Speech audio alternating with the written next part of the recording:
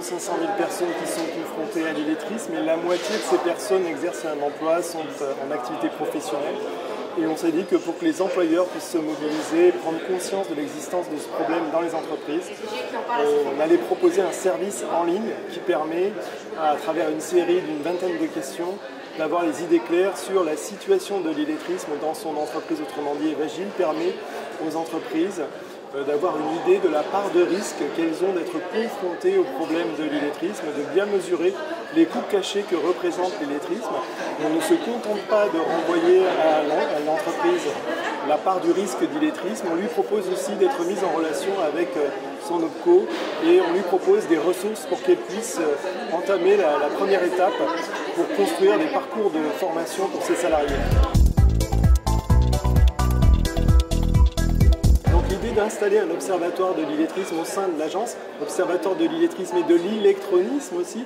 Ce sera une façon de bien mesurer les besoins dans la population, d'avoir les idées claires sur qui sont les personnes concernées, où elles vivent, est-ce qu'elles travaillent, dans quel secteur professionnel, pour pouvoir mettre en place des stratégies plus offensives de lutte contre l'illettrisme en connaissance de cause. Donc l'Observatoire de l'illettrisme et de l'électronisme s'installe au sein de l'ANLCI. C'est 2 personnes qui vont venir conforter l'équipe, qui est passée de 12 à 34 personnes, puisqu'on a maintenant des chargés de mission régionaux dans chaque région. L'idée, c'est de capitaliser toutes les données disponibles des observatoires de l'INSEE, tout ce qui nous renseigne sur la présence de l'illettrisme, et de pouvoir, grâce à cet observatoire, lancer des études plus territorialisées pour avoir une idée précise de la présence de l'illettrisme et de l'électronisme à l'échelle des communautés de communes, des EPCI. Donc l'observatoire est en cours de constitution, on a lancé les fiches de poste pour recruter ces 2 personnes et on pourra s'appuyer sur les données de la nouvelle enquête INSEE qui a été conduite avec le soutien du ministère du Travail pour nourrir cet observatoire et compléter chaque année en septembre l'atlas de l'illettrisme. Cette enquête a été renouvelée, c'est une enquête qui s'appelle Formation tout au long de la vie, dans laquelle on a introduit un module de mesure de l'illettrisme. On a fourni à l'INSEE les tests qui permettent de voir si les personnes interrogées sont en situation d'illettrisme ou non. Les résultats de cette enquête seront disponibles en fin d'année 2023, début d'année 2024. On est en ce moment dans la phase de collecte.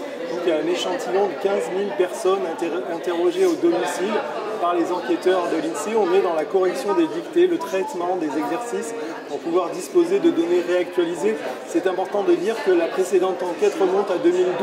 Donc on saura, grâce à cette nouvelle enquête, cette nouvelle génération, si le taux d'illettrisme a augmenté dans notre pays, s'il a reculé. On sait qu'entre 2004 et 2012, le taux d'illettrisme est passé de 9% à 7% de la population.